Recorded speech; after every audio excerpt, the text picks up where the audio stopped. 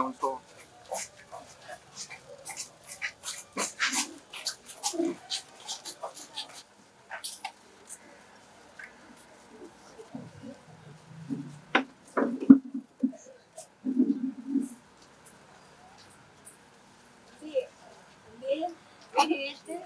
முதல்ல போட்டு அவர் அரிசியை படிச்சு வச்சிங்களேப்பா இதுக்கு தானா கொஞ்சம் கூட எனக்கு இல்லாம போயிட்டாரப்பா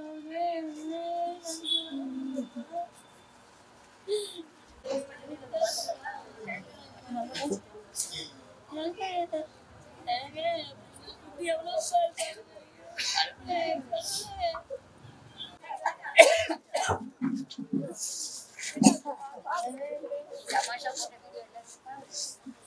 Namasha photo video lede. Ilu problem aagi. Stand la andi ketti. Vaada uttu vaadu. Adandu kertappa. Idala vandu karma poranga. Ade idu paaka mudiyum. Yaarum paaka mudiyum.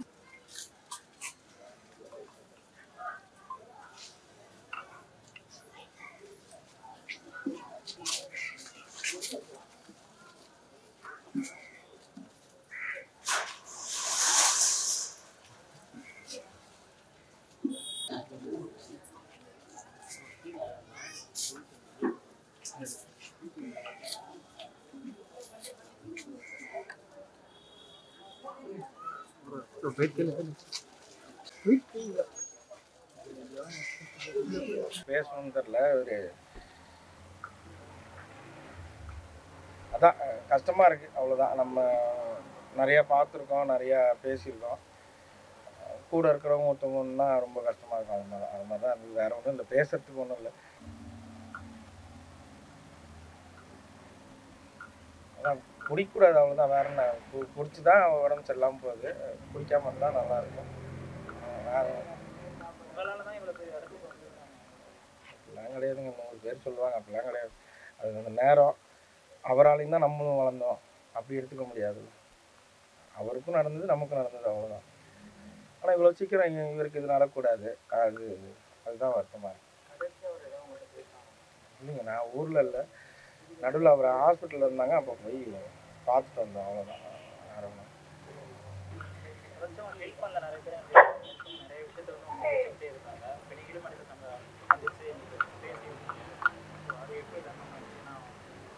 எல்லாத்தையும் எல்லா இடத்துலையும் சொல்ல முடியாது. சொல்லிட்டு ஹெல்ப் பண்ணால் அது அவ்வளோ நல்லா இருக்காது. அது வேணாம், விடுங்க. அவங்களும் யாருக்கு என்ன தோணுதோ அவங்க அதை பண்ணுவாங்க. சரியா? நன்றி, தேங்க்யூ.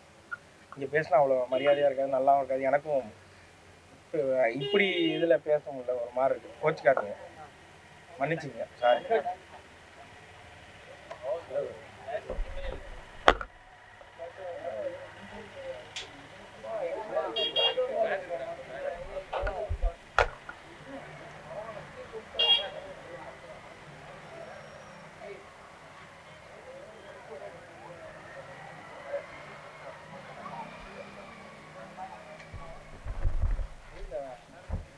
உண்மையிலே ஆடிட்டேன் நான். ஏன்னா நான் ஆடுறது என் ஒய்ஃபு தான் உடனே ஓடு அப்படின்னா. எனக்கு இப்போ ஒரு 2 ஹவர் 2.5 ஹவருக்கு முன்னாடி தான் தெரியும். உடனே ஓடு நீ ஃபஸ்ட்டு அப்படின்னா. ஆனால் எனக்கு சில இது அவர் மேலே கொஞ்சம் கஷ்டமாக இருந்தது. ஓரளவு உடம்பு முடியலன்னு சொல்லும்போது விட்டுருந்தோம். அவர் கொஞ்சம் அடம் பிடிச்சி சாப்பிட்டாரு. கொஞ்சம் மனக்கட்டுப்பாடோடு இருந்திருந்தா. நான் இப்போ இல்லை, நான் சொல்கிறது கொஞ்சம் உடம்பு முடியாமல் இருந்தது இதுக்கு முன்னாடி ஒரு வாட்டி. அப்போ இருந்த கொஞ்சம் விட்டுருந்தாருன்னா நல்லா இருந்திருக்கும். அதையும் சொல்லுவேன். அட்வைஸ் சொல்லி 2 பேர் குடிப்போம் ஒன்றா உட்காந்து. அட்வைஸ் பேசி 2 பேரும் ஒன்றா தான் குடிப்போம். மறுநாள் இருந்து குடிக்கூடாதுன்னு மறுநாள் 2 பேர் தான் ஒன்றாங்க. இப்போ காலங்காத்தால ஃபஸ்ட்டு கடையில் நிற்போம். ஆனால் நான் அது மாதிரி இருந்து நான் விட்டுட்டேன். நான் இங்கேயே விட்டுட்டு தான் இங்கேருந்து வாங்காடு போயிட்டேன். அங்கேருந்து வந்தால் கூட சொல்லுவேன் அடிக்கடி. ஆனால் எனக்கு அதை பற்றி தெரியும். ஏன்னா நானும் விட்றேன்னு சொல்லி தான் நானே 36 வருஷமா 40 வருஷமாக குடிக்கிறேன் நானும். இப்போ விட்டுட்டேன். ஒரு 4 வருஷம் ஆயிடுச்சு. 3.5 வருஷம் ஆகுது. சொல்லுவேன் குடியை பற்றி எவ்வளோ சொல்லுவேன் நான். தெரியுங்களா குடிக்காரங்க அப்படி நைட்டு பேசுவோம், காலைல மறந்து திருப்பி அடிப்போம். நம்ம உடம்பு சிம்டம்ஸ் காட்டும். எப்படி இருந்தாலும் காட்டாமலாம் இருக்காது. காட்டும் போது விட்டுறணும்.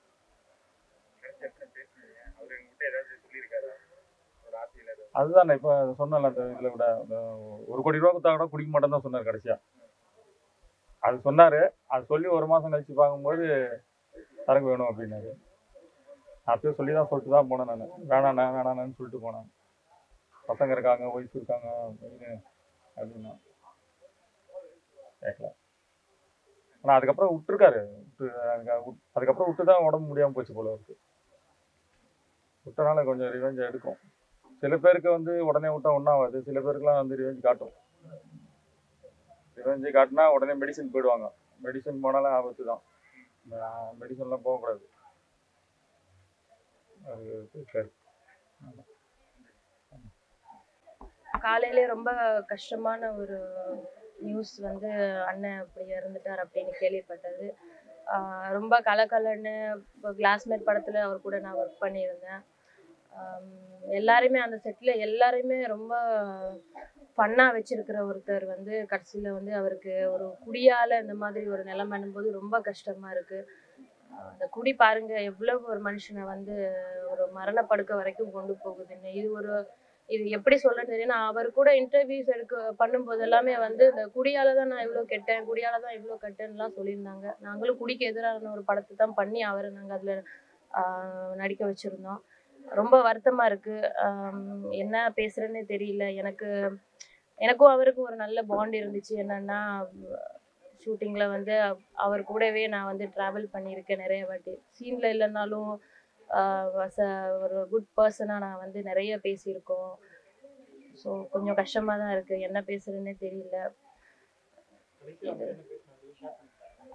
கடைசியாக பேசினது என்னென்னா, மேடம் நீங்கள் மறந்துடுவீங்கல்ல, ஷூட்டிங் முடிஞ்சோடனே மறந்துடுவீங்கல்ல எங்களை அப்படின்னு. ஆனால் அவர் என்றைக்குமே மறக்க முடியாது. எப்போவுமே எல்லாரும் மனசுலேயும் அவர் இருப்பார்.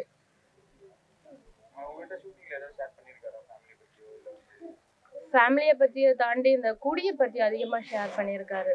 எல்லா இன்டர்வியூலையுமே அவர் கொடுத்தது இது ஒன்று தான்.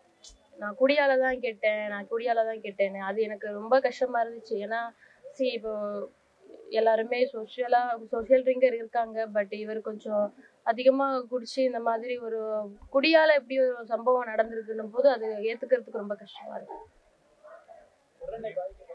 பிரண்ணா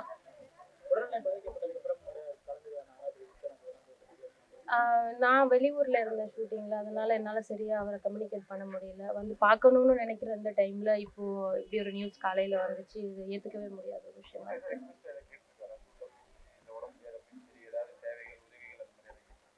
உதவிகள் நம்ம டீம் மூலமாக பண்ணது இருக்குது. தனிப்பட்ட ரீதியாக இன்னும் எங்கிட்டையும் கேட்கல. பட் நாங்கள் எல்லாருமே சேர்ந்து டீமாக ஒரு உதவி பண்ணியிருக்கோம் அவருக்கு.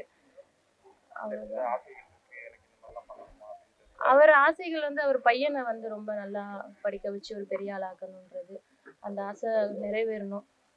முடிஞ்ச அளவுக்கு என்னால் முடிஞ்ச சப்போர்ட்டு நான் பண்ணுவேன்.